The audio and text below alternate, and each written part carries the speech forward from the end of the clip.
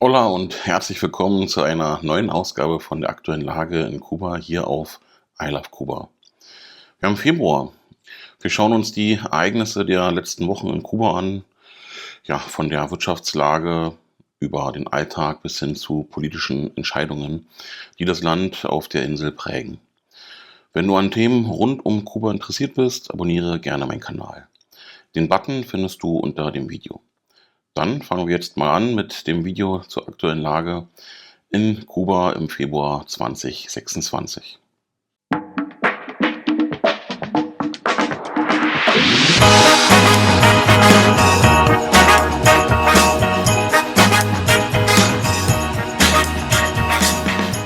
Mexiko hat die Öllieferungen nach Kuba eingestellt. Das hat Mexikos Präsidentin Claudia Sheinbaum offiziell bestätigt und die Entscheidung als souverän bezeichnet. Nach ihren Aussagen handelt es sich dabei nicht um eine politische Strafmaßnahme, sondern um eine Entscheidung des staatlichen Ölkonzerns Pemex, die mit vertraglichen Beziehungen und allgemeinen Marktschwankungen zusammenhängen. Ob der Lieferstopp nur vorübergehend ist oder dauerhaft, ließ Sheinbaum offen. Gleichzeitig betonte sie aber, dass Mexiko weiterhin Solidarität mit Kuba zeigen wolle, auch mit Blick auf die jahrzehntelange US-Blockade, die die Versorgung der Insel massiv beeinträchtigte. Faktisch ist die Lage für Kuba jedoch dramatisch. Mexiko war in der zweiten Jahreshälfte 2025 mit rund 7000 Barrel Öl pro Tag zum wichtigsten Lieferanten Kubas geworden, nachdem die USA Anfang Januar die Lieferungen aus Venezuela blockiert hatten. Eine für Januar geplante mexikanische Lieferung wurde laut Bloomberg kurzfristig wieder gestrichen. Der politische Druck aus Washington ist dabei kaum zu übersehen. US-Präsident Donald Trump erklärte am 11. Januar öffentlich, es werde kein Öl und kein Geld mehr nach Kuba gehen. Null. Kuba kurz vor dem Zusammenbruch. Wenige Tage später bekräftigte er diese Entscheidung oder diese Einschätzung erneut vor Journalisten. Parallel dazu ist auch Venezuela als Lieferant praktisch ausgefallen.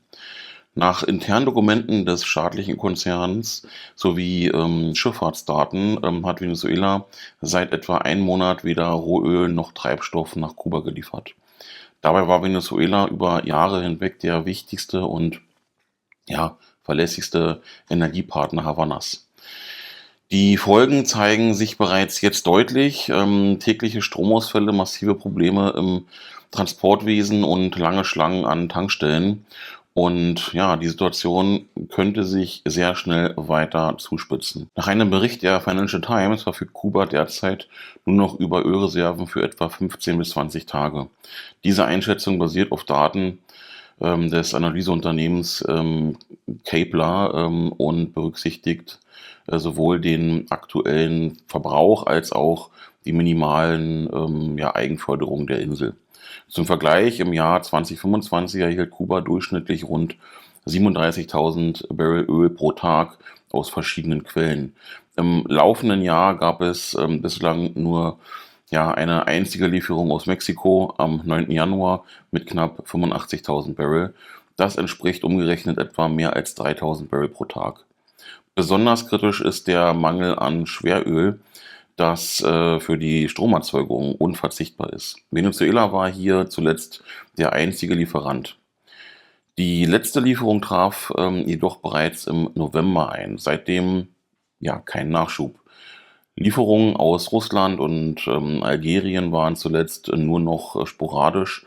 Sollten in den kommenden Wochen keine neuen Lieferungen eintreffen, drohen laut Experten harte Rationierungen mit erheblichen wirtschaftlichen und sozialen Folgen. Kubas Wirtschaft steht ohnehin unter Druck. Sinkende Tourismuseinnahmen, rückläufige Zuckerproduktion und eine chronische Devisenknappheit verschärfen die Lage zusätzlich. Auch für Mexiko ist die Situation heikel.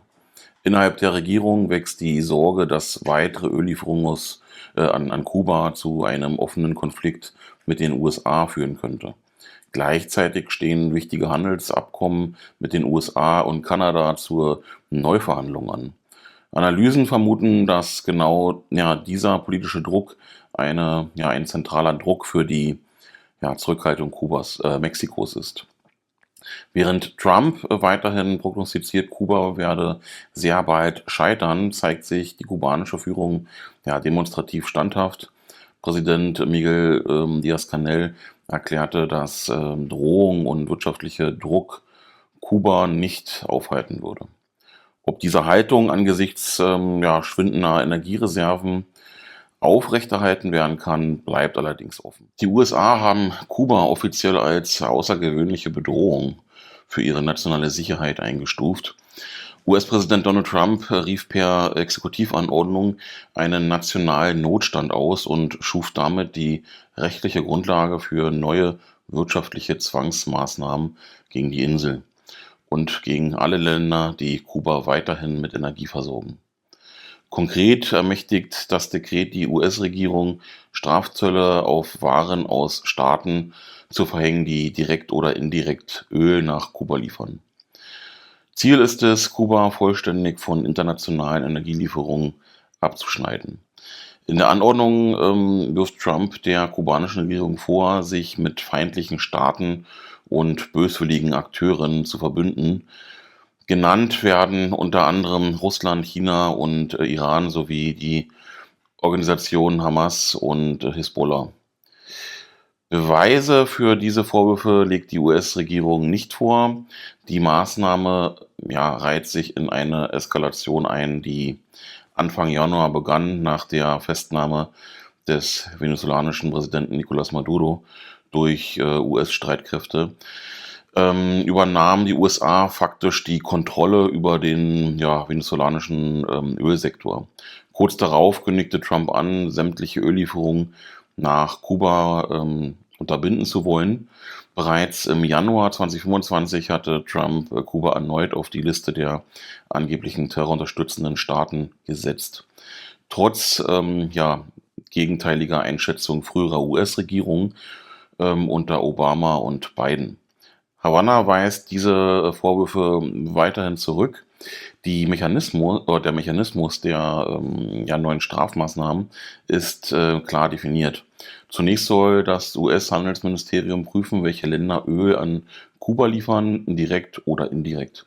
Anschließend entscheidet das Außenministerium gemeinsam mit dem Finanzministerium, dem Heimatschutzministerium, dem Handelsministerium und dem US-Handelsbeauftragten, ob und in welcher Höhe Strafzölle verhängt werden. US-Außenminister Marco Rubio wurde beauftragt, die Umsetzung zu überwachen und regelmäßig Bericht an den Kongress zu erstatten.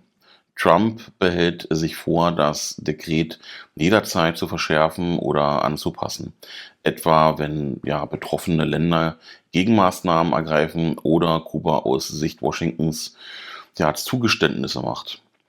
Die Reaktion aus Havanna fiel scharf aus. Kubas Außenminister Bruno Rodríguez Parilla sprach von einem brutalen Aggressionsakt, der auf eine lange Liste von Lügen basiere.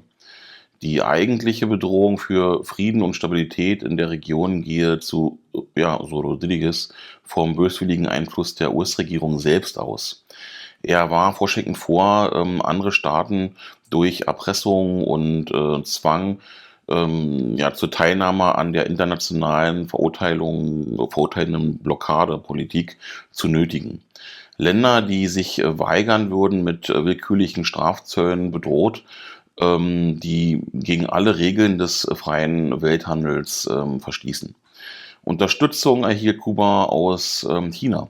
Ein Sprecher des chinesischen Außenministeriums verurteilte die US-Maßnahmen als unmenschliche Praktiken, die vom kubanischen Volk das Recht auf Existenzsicherung und Entwicklung nehmen könnte. Auch Kubas Präsident Miguel Díaz-Canel reagierte sarkastisch. Er erinnerte daran, dass US-Vertreter jahrelang behauptet hätten, es gebe gar keine Blockade, sondern lediglich ein bilaterales Handelsembargo und fragte öffentlich, wo diese Argumente jetzt geblieben seien.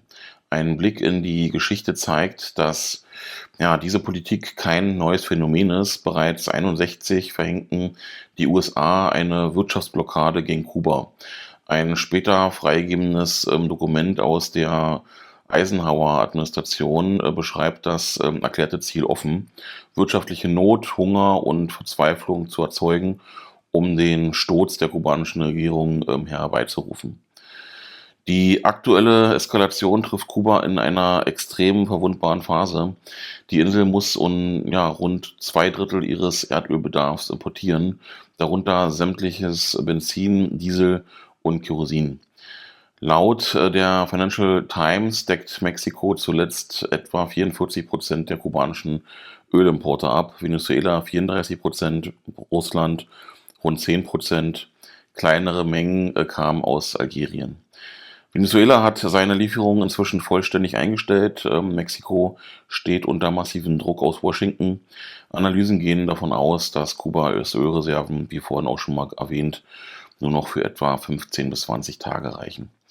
Sollten ja, keine neuen Lieferungen eintreffen, drohen massive Rationierungen, ein ja, weitgehender Stillstand der Wirtschaft und nach Einschätzung von Experten eine humanitäre Katastrophe. Während Kuba unter massivem Druck bei Energie und Versorgung steht, gibt es zumindest im Tourismussektor ein ja, gegenteiliges Signal. Die russische Nationalairline Aeroflot hat angekündigt, im Sommer 26 ihre Flugverbindungen nach Kuba auszubauen. Konkret plant Aeroflot die Wiederaufnahme von ja, der Strecke von Moskau nach Varadero mit 3 wöchentlichen Flügen. Der Flugzeitraum soll vom 29. März bis zum 24. Oktober 26 reichen.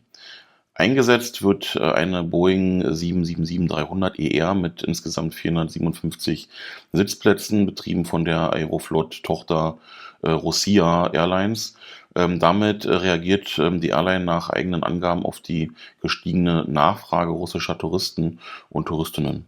Bereits im Sommer 25 hatte Aeroflot Flüge nach Varadero im Programm, reduzierte die Frequenz jedoch zwischenzeitlich von 3 auf 2 wöchentlichen Verbindungen. Die nun angekündigte Aufstockung ja, deutet auf eine Stabilisierung und möglicherweise sogar auf eine weitere Ausweitung des Reiseverkehrs hin. Varadero gilt als einer der wichtigsten internationalen Ferienorte Kubas. Mit seinem rund 20 Kilometer langen Sandstrand ist der Badeort ein zentraler Pfeiler des kubanischen Tourismussektors und damit auch einer der wenigen verbliebenen Devisenbringer des Landes. Der Ausbau der Flugverbindungen könnte deshalb wirtschaftlich von Bedeutung sein. Mehr Direktflüge aus Russland bedeutet potenziell mehr Besucher, höhere Auslastung der Hotels und zusätzliche Einnahmen für staatliche und private Anbieter. Gleichzeitig ist die Maßnahme auch politisch einzuordnen. Russland hat in den vergangenen Jahren sein Interesse an Kuba als Reiseziel, Handelspartner und geopolitischem Verbündeten deutlich verstärkt. In einer Phase, in der westliche Staaten ihre wirtschaftlichen Beziehungen zu Kuba weiter einschränken, gewinnt der Luftverkehr aus Russland strategische Bedeutung. Ob die steigende Zahl russischer Touristen die aktuellen wirtschaftlichen und energetischen Probleme Kubas spürbar abfedern kann, bleibt allerdings offen. Klar ist jedoch, während sich die Energieversorgung der Insel zuspitzt, sendet Moskau zumindest im Tourismussektor ein Signal der Kontinuität und Unterstützung. Kuba hat eine wichtige Maßnahme zur Abfederung der Versorgungskrise verlängert, und zwar erstmals ohne festes Enddatum. Die kubanische Regierung gab Mitte Januar bekannt, dass die Zollbefreiung für die nicht kommerzielle Einfuhr von Lebensmitteln, Medikamenten, Hygieneartikeln und weiteren lebenswichtigen Gütern auf unbestimmte Zeit bestehen bleibt. Die Entscheidung wurde über staatliche Medien veröffentlicht. Demnach gilt die Regelung so lange, wie die wirtschaftlichen Ausnahmesituationen andauern, die ihre Einführung erforderlich gemacht haben. Künftige Änderungen sollen mindestens 30 Tage im Voraus angekündigt werden. Ursprünglich wurde diese Zollbefreiung im Jahr 2021 eingeführt, nach den landesweiten Protesten vom 11. Juli. Damals hatten massive Versorgungsengpässe, lang anhaltende Stromausfälle und die sich zuspitzende Wirtschaftskrise die größten Demonstrationen seit Jahrzehnten ausgelöst. Seitdem wurde die Maßnahme mehrfach verlängert, zuletzt im September 25. Diese Frist wäre ja nun ausgelaufen. Stattdessen hat Havanna die Regelung nun entfristet. Konkret bedeutet das, Reisende dürfen weiterhin Grundnahrungsmittel, Medikamente, medizinische Hilfsmittel und Hygieneartikel zollfrei nach Kuba einführen, solange ja kein kommerzieller Zweck vorliegt. Im begleitenden Gepäck gibt es dabei keine Wertbegrenzung und keine Zollabgabe, sofern die Waren dem persönlichen Gebrauch dienen. Im unbegleiteten Gepäck gilt weiterhin eine Obergrenze von 500 US-Dollar und 50 Kilogramm. Wichtig ist, dass Lebensmittel, Hygieneartikel und Medikamente bei der Einreise getrennt vom übrigen Gepäck deklariert werden. Auch für Paketsendungen aus dem Ausland bleiben die Erleichterungen bestehen, teils sogar ausgeweitet. Der allgemeine Zollwert für nicht kommerzielle Sendungen wurde von 200 auf 500 US-Dollar angehoben. Die ersten 30 US-Dollar oder 3 Kilogramm bleiben zollfrei. Darüber hinaus fällt ein Zollsatz von 30% an. Enthält eine Sendung ausschließlich Lebensmittel, Hygieneprodukte oder medizinische Güter, gilt weiterhin eine vollständige Zollbefreiung bis zu einem Wert von 200 Dollar oder 20 Kilo. Neu ist außerdem, dass nun auch leistungsstärkere Stromgeneratoren mit mehr als 900 Watt für den privaten Gebrauch eingeführt werden dürfen.